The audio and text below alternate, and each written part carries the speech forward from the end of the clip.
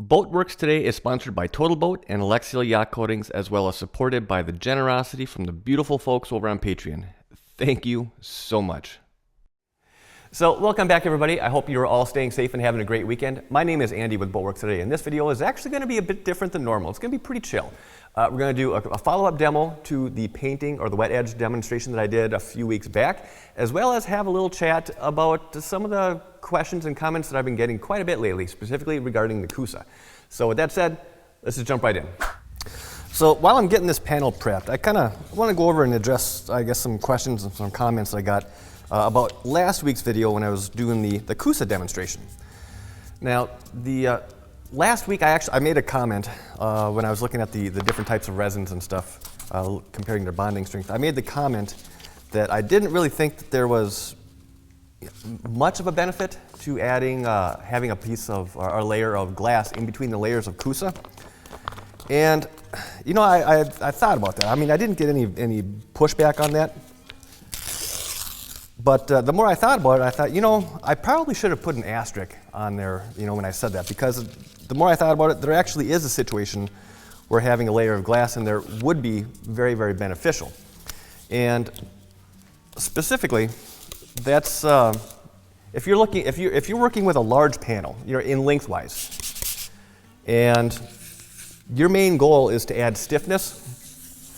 Now there I can see having a layer of glass between each of the Coosa laminates. There I can see that as being very beneficial, especially if you're going to be using 1708. 1708 is a very stiff and rigid material, which is why, you know, that's primarily what I use most of the time.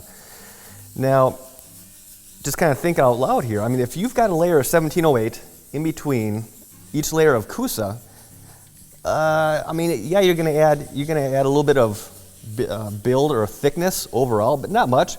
But you are going to be adding a layer that is of glass, which is basically known for being stupid stiff. So, you know, if you've got a long panel that you want to maintain a dead flat, you know, kind of a profile on it, there I could absolutely see, you know, having a layer of glass in between the Coosa. But generally speaking, if you're just doing general bonding and if you've got to have any kind of a bend, like on the back of this transom of the Bertram here, I need to have a little bit of bend in there. The Coosa itself needs to be able to conform to the profile of the transom. So there, in that particular situation, I don't think it would be a good thing to do. Well, it wouldn't be bad, I guess, now that I think about it, but I mean, it would just make things more difficult than they need to be. But as far as just the overall general bonding strength, I think just going with straight thickened epoxy would be perfectly fine. Now, another question that I got, or comment that I got, was, you know, people were asking, well, why didn't I do the kind of a demo using thickened polyester or vinyl ester resin? And so, all right, well, I'll address vinyl ester first. And honestly, I don't really use vinyl ester or recommend using it very often. I mean, it's a great resin to use, don't get me wrong, but it has one major shortfall, which is its shelf life. It is not a very shelf-stable product. You know, so when you get it, if you order it for your project, and it's not cheap, I mean, it's kind of price-wise, it falls kind of right in between what the cost of epoxy and regular polyester resin. But if you buy a gallon or 2 gallons, however you think you may need for a project, if you don't use all of that up within, I think the shelf life is 3 months from when the actual resin was manufactured. So if it sat on a shelf for 2 months before the retailer was able to get it out the door to you, you've only got about a month of time to actually use it where it's still going to work. So it's just not a very shelf-stable product, which is why I don't really recommend it. But it is good if you're going to be knowing for sure that you're going to use every single bit of it up on a project, and you're not going to have to, count on being able to save it for, maybe a project in the following spring. Fine. I mean, there's absolutely nothing wrong with that. But just because of how short the shelf life is, I more oftentimes than not, I think it tends to be kind of a waste of money. Good stuff, but they just got to figure out how to make it last longer. And on the polyester, as far as why I didn't do a demo using thickened polyester resin, to be perfectly honest, I didn't think the polyester would work as well as it did. So I fully anticipated that being pretty much a total fail, but it wasn't, surprisingly. But one other kind of thing to kind of keep in mind is that polyester resin especially, whenever you start getting into like thicker thicknesses, I guess, it tends to become very, very brittle. So any kind of a shock is going to have a good chance of making that resin itself just kind of fracture. I mean, you can add things in like Cabosil, and especially if you put in some like milled fibers. I mean, that would go a long way, but it's just an oversight, to be honest. I didn't think the poly was going to do as well as it did. Now, looking back at it now, hindsight, Monday morning quarterbacking that, I probably should have included that, but oh well.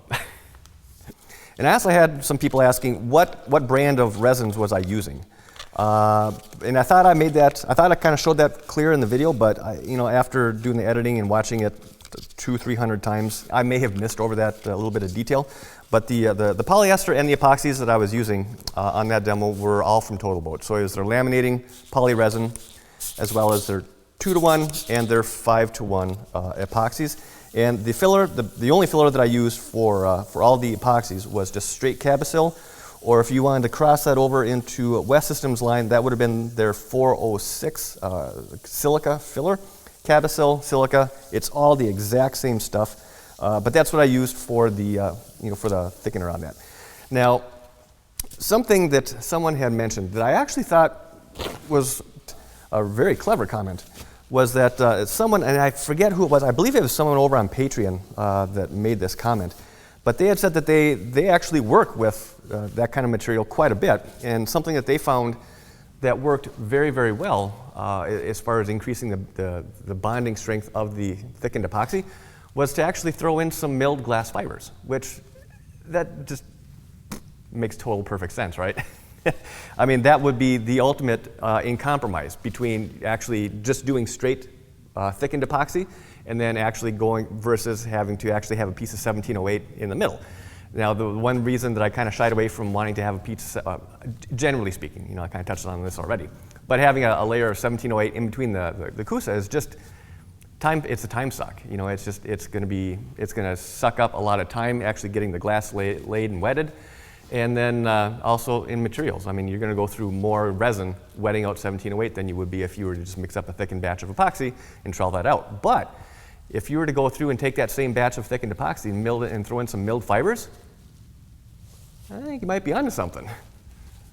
Now, this past week, just as it has been for the past almost 2 months now, has just been wicked busy. Unfortunately, not so much with the Bertram, but in my opinion, doing better things. I try not to mention this very often. Every once in a while, I'll kind of sneak in a little plug here, but working with folks, helping them with their own project, that's a perk that I offer over through Patreon. Now, if that's something that you feel like you might be interested in, feel free to check it out. I always have the information down in the show notes. That's all I'm going to say about that. But I guess I will be honest, though. I think this whole experience has just been amazing. I've been working with hundreds of people a month, and kind of the whole goal of why I started this channel was to try and get more people out on the water. And if I'm able to, work with someone, help them get a project boat up and running and functional and safe, let them get their kids out, give them that experience for the first time, that is just absolutely amazing. Now, all this will eventually slow down. I know it will.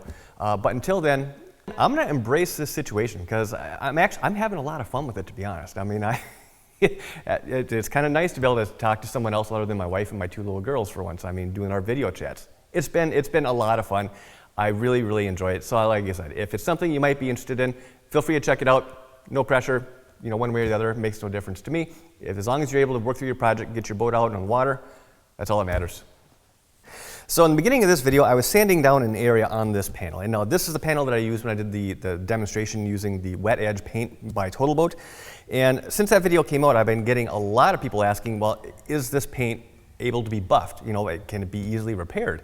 And I talked with their tech support, and they say yes. So I want to see how easily it can be buffed out, and specifically what combination of pads and compounds are going to work best with this line of paint.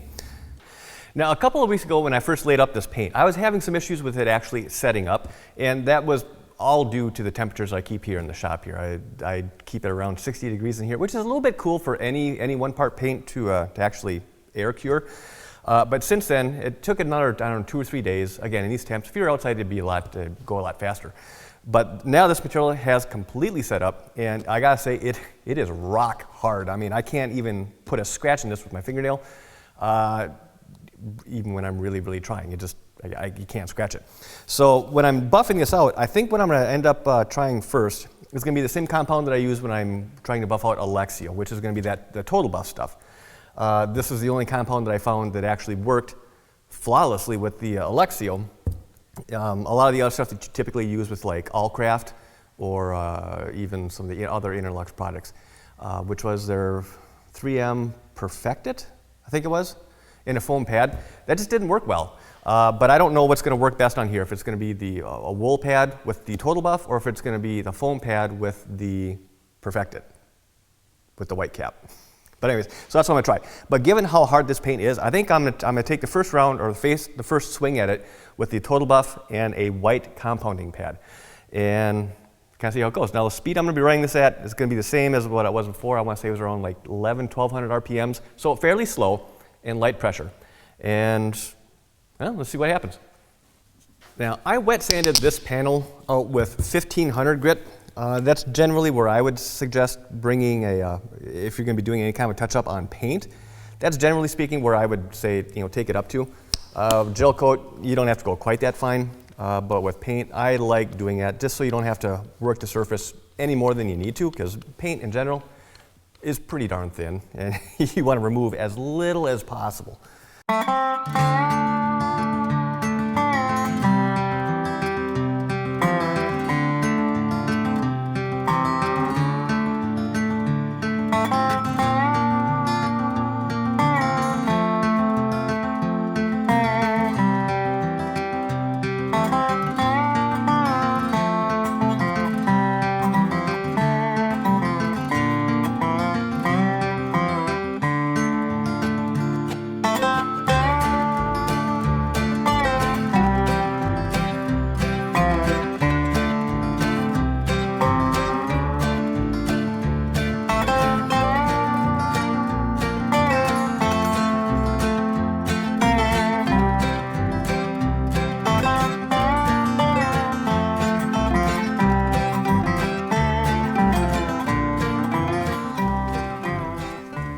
I'm going to hit it one more time. I can still see a few little scratches in here.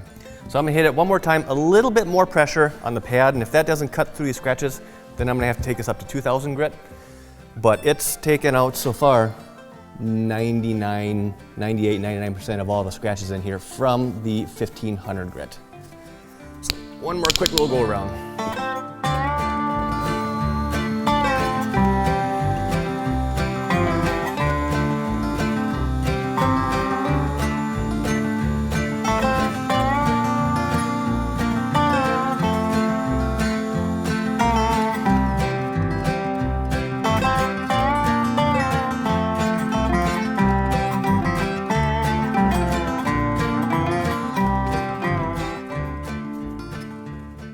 So this area right through here, this is basically where I had this whole patch sanded. And again, this was the 1500, and right now there is absolutely zero scratch left behind.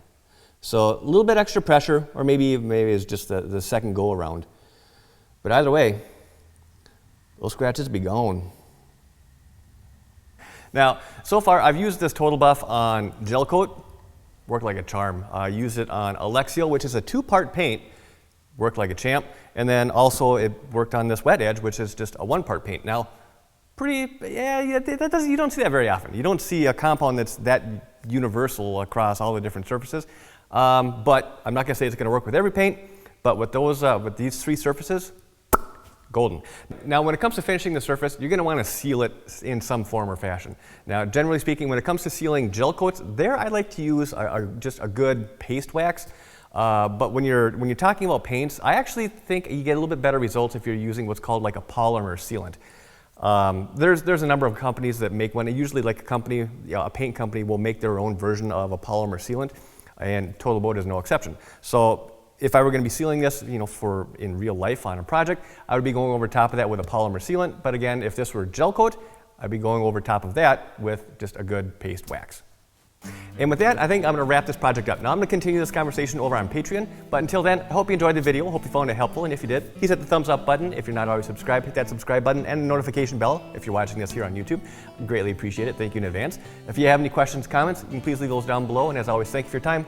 Thanks for watching, have a safe weekend, and I'll see you next time. This has been a Boatworks Today production.